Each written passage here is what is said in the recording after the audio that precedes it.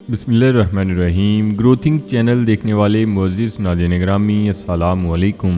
नाज़रीन ग्रामी, हम सब बाइस मुसलमान ये जानते हैं कि अल्लाह पाक की रहमत बहुत वसी और रीज़ है और जब भी और जिस भी शख्स को चाहता है अपनी रहमत से नवाज देता है।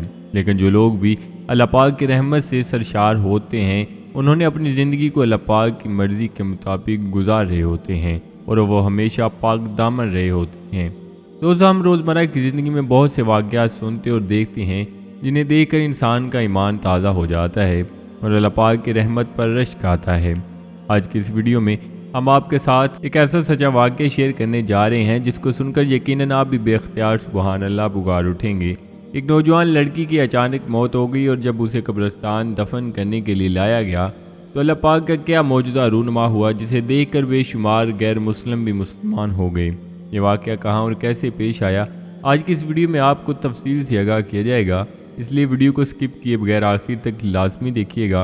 और नए आने वाले दोस्तों से गुजारिश है कि चैनल को ज़रूर सब्सक्राइब कर लें और साथ लगे बेल आइकन पर लाजमी क्लिक कर दें ताकि मुस्तकबिल में अपलोड होने वाली वीडियोज़ का नोटिफिकेशन आप तक बर वक्त पहुँचता रहे। मेरा नाम मुस्तफ़ा है और मैं बांग्लादेश के एक गाँव में रिहाइश पजीर था जिसे खुसूसन मुसलमानों का गाँव भी कहा जाता था क्योंकि यहाँ पर ज़्यादातर मुसलमान ही रिहाइश पजीर थे।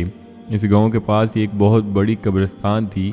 वो कब्रिस्तान बड़ी इसलिए थी कि उस इलाके की सिर्फ वही एक कब्रिस्तान थी और उस कब्रिस्तान में दूर दूर के गांव से भी मुर्दों को लाकर दफन किया जाता था।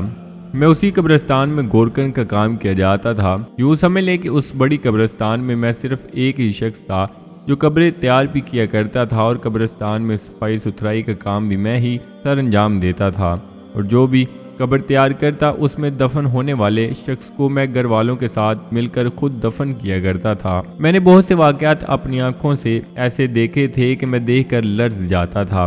बहुत दफ़ा ऐसा हुआ था, मुर्दे को दफनाते हुए उस पर अजाब शुरू हो जाता था और कई दफ़ा कब्र तैयार करते वक्त कब्र से सांप और बिच्छू निकल आते थे। जब मैं ये देखता था तो मैं खुद भी खौफ से कांप उठता था। उसी वजह से बहुत दफ़ा दिल चाहा कि ये काम छोड़ दूँ, लेकिन किसी मजबूरी के बायस ये काम ना छोड़ सका। शायद इसमें भी कोई मेरे लिए बेहतरी थी। ऐसे ही एक दिन मामूल के मुताबिक मैं सुबह को घर से निकला और कब्रिस्तान की जानिब चल पड़ा। कब्रिस्तान पहुंचा तो एक आदमी पहले ही वहां खड़ा मेरा इंतज़ार कर रहा था। मैंने जाकर सलाम किया और आने की वजह पूछी तो उसने बताया कि एक लड़की की कब्र तैयार करनी है, असर के बाद जनाजा है, आप तब तक तैयार कर दीजिएगा। खैर, इतनी बात कहकर वो नौजवान वहाँ से चला गया और मैंने अपने औजार लिए और कब्र तैयार करने लग गया। कब्र तैयार हुई, मैंने देखा कि एक जानिब से मिट्टी बड़ी हुई है। मैंने सोचा शायद ये पत्थर होगा, इसलिए मैंने ज़ोर के साथ उस पर ज़रब लगाई तो मुझे ऐसा महसूस हुआ शायद कोई शीशे की चीज़ थी जो टूट गई। लेकिन हैरत की बात यह थी कि वहाँ पर कुछ भी गिरा नहीं और मेरी ज़रब लगाने के साथ वहाँ से कब्र भी सही हो गई और कब्र में एक अजीब सी खुशबू फैल गई। गर्मी का मौसम था और दोपहर का वक्त था। कब्र भी इंतहाई ठंडी हो गई। पहले मुझे कब्र में अकेले खड़े होने से भी डर लगा करता था, लेकिन उस दिन खुशबू और ठंडक की वजह से मैं उस कब्र में लेट गया और काफ़ी देर वहां लेटा रहा और मुझे खौफ महसूस होने के बजाय सुकून महसूस हो रहा था। मैं ऐसा महसूस कर रहा था जैसे मैं किसी जन्नत के बाग में लेट रहा हूँ। खैर, कुछ देर के बाद मैं वहाँ से उठा और कब्र से थोड़ी ही दूर एक कमरा था, वहाँ पर आकर बैठ गया। यूँ ही असर की अजान हुई, मैंने भी नमाज अदा की और नमाज अदा करते ही वो भी उस लड़की की मैयत को लेकर वहाँ पर पहुँच गए। जनाजे में बेशुमार लोग शरीक थे। शायद मैंने इतना बड़ा जनाजा कभी देखा भी ना था और ये सब देखकर मेरी हैरत में और भी इजाफा हो रहा था कि पहले कब्र ठंडी हो गई और अब इस लड़की के जनाजे में इतने लोगों की शिरकत। खैर, जनाजा पड़ा गया। बाद में उस लड़की को दफन कर दिया गया। दफन करके वो लोग वहाँ से चले गए, लेकिन इस कब्र की खुशबू की वजह से पूरे कब्रिस्तान में खुशबू फैल चुकी थी। रात हो गई और मैं घर जाकर सोने की तैयारी करने लगा, लेकिन मुझे उस कदर तजस्सुस था कि मैं पूरी रात सो न सका और सोचा कि सुबह होते ही उस लड़की के घर का पता करके वहाँ पर ज़रूर जाऊँगा और उसके बारे में मालूम करूँगा आखिर वो कौन थी जिसके साथ ऐसा हो रहा है जो मैंने अपनी ज़िंदगी में नहीं देखा। सुबह हुई, मैंने नमाज अदा की और उस गांव की जानिब चल पड़ा जहां से दफन करने के लिए उस लड़की को लाया गया था। वहां पहुंचकर मैंने उस लड़की का घर ढूंढा और घर चला गया। घर पहुंचा तो देखा कि एक अधेड़ उम्र बुजुर्ग बैठे हैं और उनके पास वही लड़का बैठा था जिसे मैं पहले कब्रिस्तान में मिल चुका था। मैंने आगे बढ़कर सलाम किया और उनके पास बैठ गया। پہلے فاتحہ خوانی کی اور میں بغیر کچھ بولے کافی دیر بیٹھا رہا۔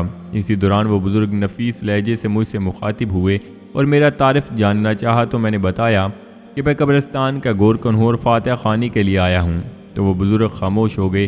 پھر میں نے پوچھا کہ بابا جی یہ لڑکی آپ کی بیٹی تھی؟ تو کافی دیر خاموش رہنے کے بعد وہ بولے جی میری بیٹی ہی تھی۔ تو جب میں نے انہیں قبرستان میں پیش آنے والے واقعات سے آگاہ کیا تو ان کا چہرہ کھل اٹھا اور خوشی سے مہکنے لگا۔ مجھے اپنے قریب بلا کر کہنے لگے کہ یہ لڑکی میری بہو تھی اور اس کی شادی کے 6 ماہ بعد میرے بیٹے کا ایک ایکسیڈنٹ میں انتقال ہو گیا تھا۔ اس کے لیے بھی یہ بڑا تکلیف کا وقت تھا۔ اس کی عدت پوری ہوئی تو میں نے کہا کہ بیٹا آپ دوسری شادی کر لیں، ابھی آپ نے جوانی کی دہلیز پر قدم رکھا ہے، آپ گناہوں کی طرف نہ بھٹک جائیں، اس لیے آپ کا نکاح میں اپنے ہاتھوں سے کسی اچھے لڑکے سے کروا دیتا ہوں۔ اس کے سر پر باپ کا سایہ نہ تھا۔ اس نے جب سے آنکھ کھولی تھی اس نے اپنے باپ کو نہ دیکھا تھا۔ میری بات سن کر وہ میرے قدموں میں بیٹھ گئی اور کہنے لگی کہ مجھے صرف باپ کا پیار چاہیے، مجھے اور کچھ نہیں چاہیے۔ آپ مجھے اپنے گھر رکھ لیں، میں آپ کی خدمت کروں گی اور آپ کو یقین دلاتی ہوں کہ میں آپ کے لیے معاشرے میں عزت کا مقام ہی بنوں گی۔